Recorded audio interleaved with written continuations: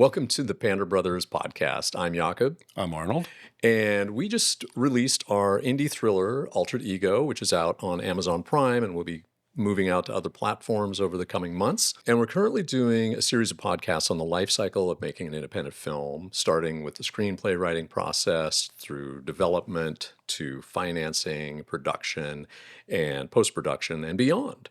We just wrapped up some podcasts on the collaborative screenwriting process that we go through, and today we're going to dive into the development process, how we actually take it from the screenplay phase and start to move it closer to actually being able to make this as an independent film. How do we pull this off? How the heck are we going to pull this off? That's a dang good question. Yeah. We ask ourselves that every time. And there's no easy answer. But at some point, you just have to start. And, we make a lot of lists. We have some here, in fact. But, we don't always abide by them, but we make them because abides. The list abides. And Wait a minute. but Those are other brothers. Those are some other brothers. that's right. We won't even, respect, right? Yeah, So absolutely. lists are just a great way to get the process started, to get your mind going. Like, Get your head what on do we need straight. to get your head on straight? And lists will play a role throughout this. So, little backstory, kind of how this particular project came to be. I mean, we're talking about Altered Ego, but before Altered Ego, we were in a place where we were pitching movie ideas. We had been focused on writing screenplays, and this was a while back, because keep in mind that Altered Ego, the movie, was actually held up in distribution for quite a while before its release this year, and so the effort to get that movie financed happened a while back, and really in a different landscape than what we're dealing with now. But prior to even diving into developing and financing Altered Ego, Arnold had moved down to Los Angeles, and we were writing a completely different script. We had started to move away from the graphic novel career that we had been doing in the 80s and 90s, late 80s and throughout the 90s and 2000s. And we had a particular book called Secret Broadcast, which was about a pirate radio broadcaster, and thought this would be a really cool indie film. And so we started writing a screenplay adaptation of this short story comic book that we had done for Oni Press. Mm-hmm. And that screenplay, we entered into the IFP market in New York, and the screenplay got accepted, and we went out to that market. And that's a market where there are a number of, studio executives that come out and sort of look for projects. It's also kind of behaves like a festival, but without the films. So there are panels and other filmmakers and essentially projects at parties, Mm-hmm. and people put their projects into essentially these little, almost like mailboxes that can go out to the studio. So you kind of put your promotional materials, maybe a log line and a synopsis. So it's hard to actually access the executives, but they're floating around, and you usually don't even know who they are. But And it's an environment to put your project in the mix. Exactly. And it was an interesting experience in and of itself, because it was really us going with a screenplay to a market. There were other filmmakers also showing their films, getting theaters, trying to get people in. And it was just like, wow, man, this looks intense. Just people have probably mortgaged their own homes and done all this stuff to just finance their dream, their independent film. And in a way, at the end of that week, I think we were both glad that we were just there with a screenplay, because it just looked so daunting what everybody was trying to do. But it was at a time also, though, when indie film was in a kind of a zeitgeist where, films like Clerks were suddenly getting noticed and in the festival world, and sort of breaking through into Hollywood. So there was a kind of a mood. This is in the late 90s. This is actually 2000. Yeah, this was in the So that whole era of the 90s, that indie film kind of boom that was incredible. Kind of introducing a lot of new talent. Yeah, and comics, all of these guys. That's right. All these great tours were suddenly the big marquee names and filmmakers that had broken through.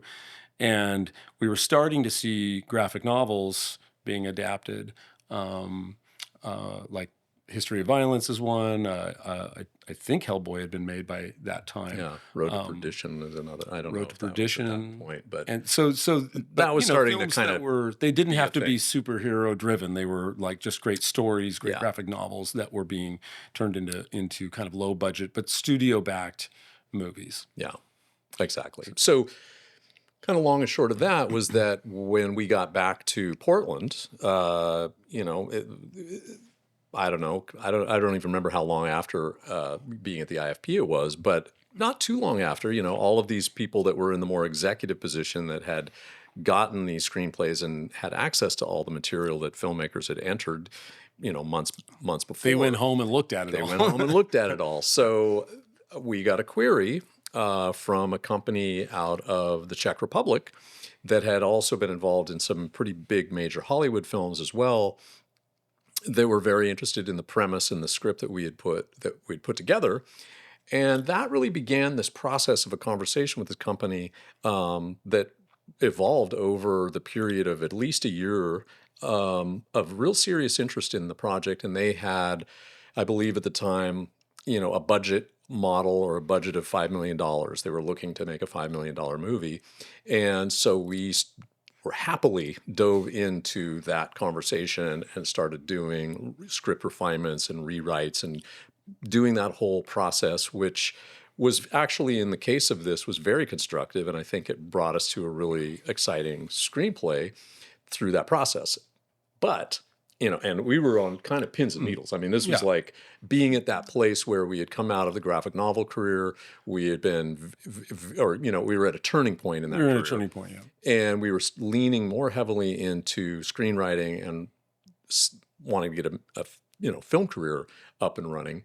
And this was suddenly just a huge opportunity. And so we were very much. And it was kind of like indie comics, like indie film was in this place that indie comics had been in Yeah. maybe 10 years earlier That's right. or so. So it felt That like this is an interesting kind of parallel. Yeah, and it felt where like like this could happen. this could happen. We'd seen it in a different kind of happened in context. Yeah. comics. Maybe it could happen in this way. Totally. And $5 million is a lot of money, but we were like, well, we've written something that's kind of ambitious, so it's a little bit it's grounded in a kind of a real world situation, but it's got some high concept elements, some visual effects, etc. So we were, but we were feeling good about it. We were Yeah. feeling like we're on a positive track, Yeah.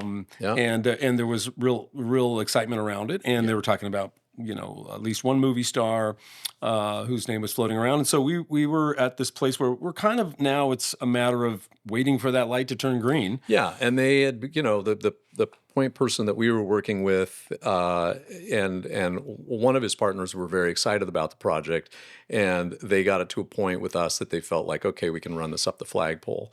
And basically after, I don't know, year and a half. Oh, well, yeah. I'm just saying the whole process from Yes. when we had gone to the IFP to this moment. And Arnold, in the interim, had already moved down to Los Angeles because this was starting to generate, kind of a sense of There were a few factors involved. but this was one positivity. of them. Mhm. Let's get a little closer to the heart of things.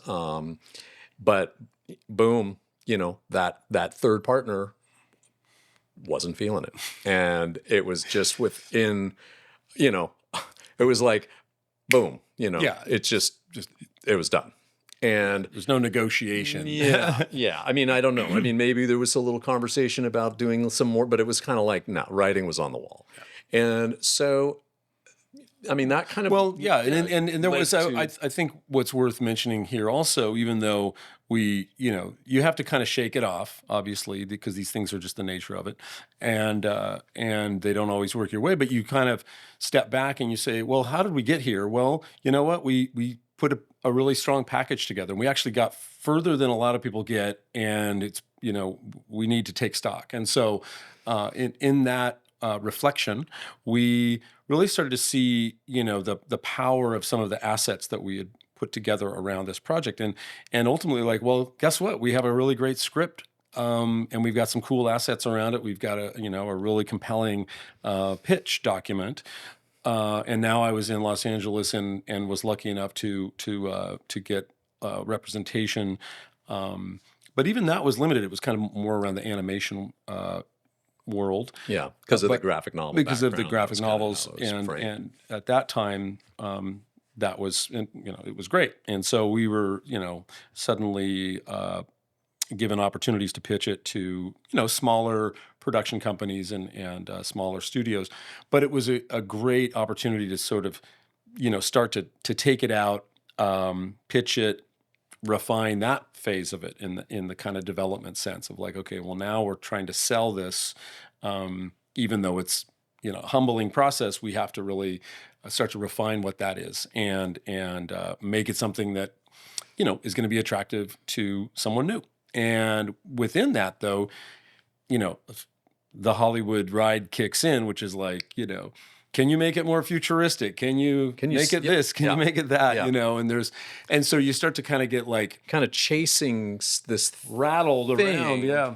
but you're chasing the whims of all these different people in these positions that might be able to open a Yeah. door or help you out, and so it can It's be hard to, it's disorienting. Yeah, it's and you have to kind of hang on to your sort of core, like, why do we want to do this anyway? Or what is it about this story that is essentially close to our hearts? So we got to a point where basically we thought, you know what? This may not be a Hollywood vehicle. This may not be this kind of hybrid indie, studio picture that we were envisioning, and this may be something completely different. Um, and we were also getting to a point where we felt like, we need to make something. We need to, you can spend yeah, it's kind of years. chasing our tails at this Yeah, point in with this process. particularly with this project and this screenplay. So we thought, let's start thinking about maybe a different story or a different screenplay, and also something that we don't have to rely on some, you know, entity to make it happen, but we can Yeah. just pull it off ourselves. Exactly. And I mean, in that period of time, we were writing other projects. We were developing, thinking about some stuff based on comic books. There was some other stuff that was a little bit more thinking ahead in terms of let's make some stuff that feels a little bit more grounded, which maybe we could do at a lower budget independently. And then we even had a story that we thought, hey, let's make this into, this is our kind of Hollywood franchise thing. And we thought, let's do that, but that's a different thing, and really started to think indie film, Yeah. Hollywood. Right. Yeah. film. Start writing with different models in mind. And so, but at the same time, it was also kind of like there was a certain level of frustration, exasperation. This is taking too long. There's too many dead ends. This is just, time is rolling on by. And so I think we kind of got to that point where we were also like, God damn it, we want to get something made. Watch your language. I did, and it felt so damn good. And so we, hit that point, hit that wall where we were like, we've just got to do this at whatever budget level we can muster and get something made. We got to get something made so that this process starts to happen of making. And it's usually in the making that opportunities and new opportunities arise. So we essentially, You have to, in our case, we got fed up. Yeah. Like that was the sort of point we had to get to of like, I don't know how we're going to do it, but Yeah. we're going to do it somehow. And right. And it was also kind of like, I think we had gone through this phase where we were getting so much kind of feedback from people, going back and doing rewrites and doing rewrites and doing rewrites on projects that were in conversation, that we got to this point, for better or for worse, on this particular script, where we went, you know what, we're just not even going to show this to anybody. We're just going to write this thing and we're going to lock it ourselves, and we're going to have the new script, and we're going to just be critical thinkers and look at it critically ourselves based on all of the experience that we've gotten to that point. And but I we're should not going to get caught up Right. in that, again, that cycle. That's right. And right. And I should mention that it was a lot easier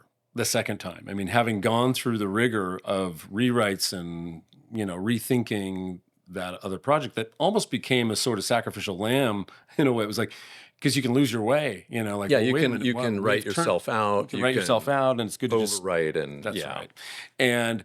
But wow, it was such a learning process, because then by the time we started something fresh, it started to really write itself in a lot of ways. I mean, Yeah. it was just much easier. A lot had been demystified Yeah. in the process. So Yeah, and I think it also it had it's good to step away. it's good to step away. It's good to do the reps. It's good to paint the fence, and I think within that also start to understand that screenplays are a fairly minimalist endeavor in the sense that they're not a novel. They're a real lean type of storytelling, and if you try to pump too much into it, it can just become very what do you call it?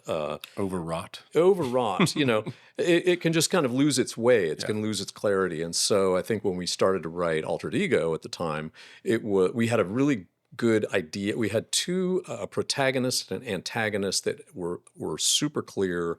They were at odds in a very clear way, and because of the clarity of those two characters and their dilemma, that's what effectively made that script, kind of in air quotes, write itself. I mean, we had a lot of ideas that we wanted to roll through there to back up the theme of it, but it did go a lot faster, and we got to a place where we went, this is a script we can make into a movie, and it feels really good. And it's also a story that's easy to pitch, in terms of the what the next phase would be as far as like generating interest around it. And we now had a fair amount of experience in generating assets and creating supporting material.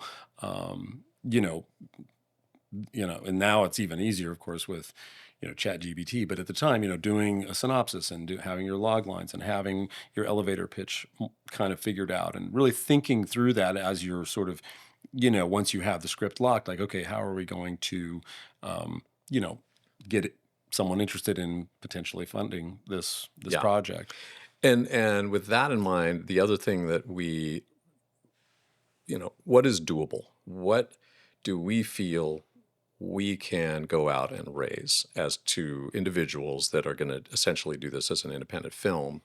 And unlike the situation where the conversation with the company in Prague and other scenarios like that, where you're pitching to studios and production companies in Hollywood that often do have a pipeline of financing, that within that you are just functionally pitching an idea and hoping that they will say, yeah, we love this fits with, we need something of this nature to produce this year, and we're going to plug it in, and you're kind of on the conveyor belt, versus uh, we just have to kind of go out into the wilderness and go find the money. And that was what, we were suddenly kind of going, okay, this is now the new model that we're in. We're going to go out and seek financing ourselves and try to raise the money. And so with that in mind, we were like, well, we need to do this within a kind of a scope, which is, Low budget. very low budget. And so Ultra low, in fact. yeah, ultra low. And that's what we did. We knew we wanted to be able to hire SAG actors. And so at the time we went with the SAG ultra low budget model. That kind of gave us our parameters, which at the time was a movie that was at a maximum of $200,000. And so That has since been updated to 300,000. That's right. For inflation. yeah.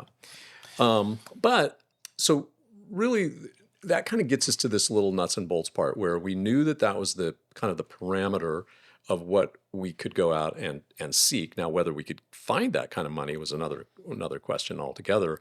But in terms of the process that we started to go through at that point was, now we had a screenplay.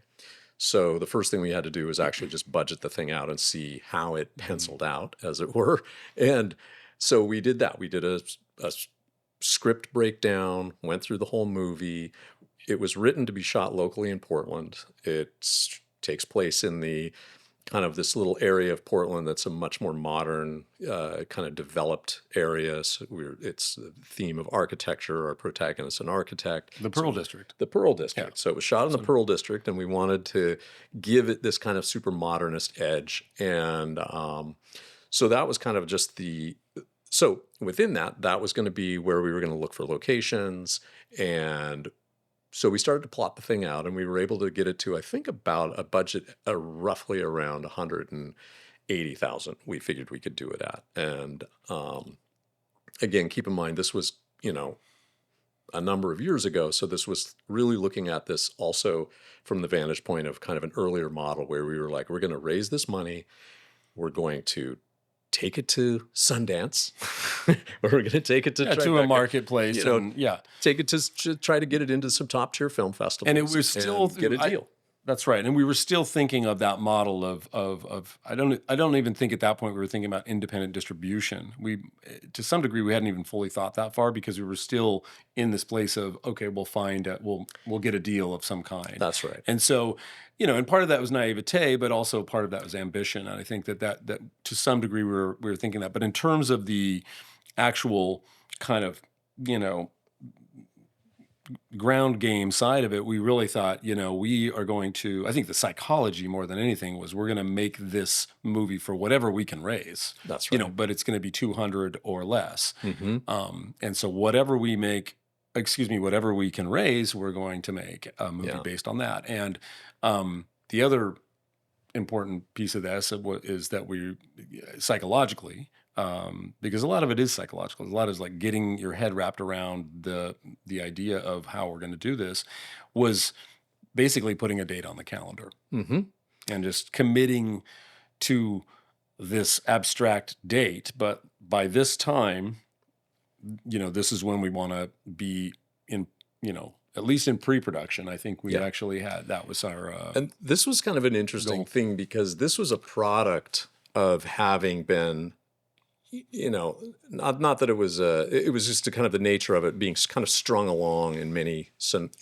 instances of a potential outcome, but just it was all in this kind of whatever development hell where things are just constantly being developed or refined, but nobody's ever committing to anything. And there's lots of gaps. There's lots of, let's give it some time. They're thinking about it.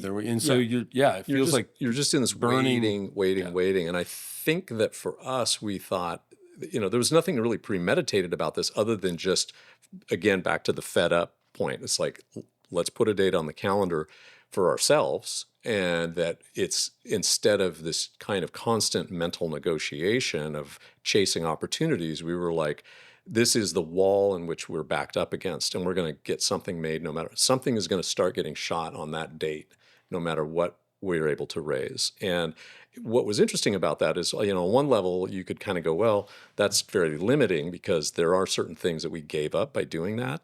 But at the same time, what it does is it kind of tricks the brain. And in a way where you go from, I want to make this movie, or we're planning to make this movie, and this is just even in how you're kind of articulating yourselves to we're going to make this movie. And that does a really pretty powerful thing when you're talking to people, and it also does a really powerful thing for yourself because it sounds audacious. It sounds audacious, but it also sounds like this is a train that's already leaving the station. Right. And it creates, there was just something about that kind of mindset that, one, motivated the hell out of us because we were like, well, the clock's ticking and this date's here, so we got to raise this money by that date. Right. And that was not just like a intellectual exercise. It was real. Like, this is it. And then on the flip side, I just want to say you're basically staking your reputation on it. I mean, it's that you have to commit to it, but by doing so, your credibility is on the line. Your reputation is being leveraged, if you will, to commit to actually pull it off. Yeah. Well, you got to do what you say you're going to do, and you're exposing that in a really tricking your strong brain way. once again. Yeah. But I think it also, on the flip side of kind of tricking your own brain, it also projects to the listener that this is something that's really happening, right? It's not just, a pie in the sky. Oh, cool, kid. Yeah, if you can raise that money, we'll see.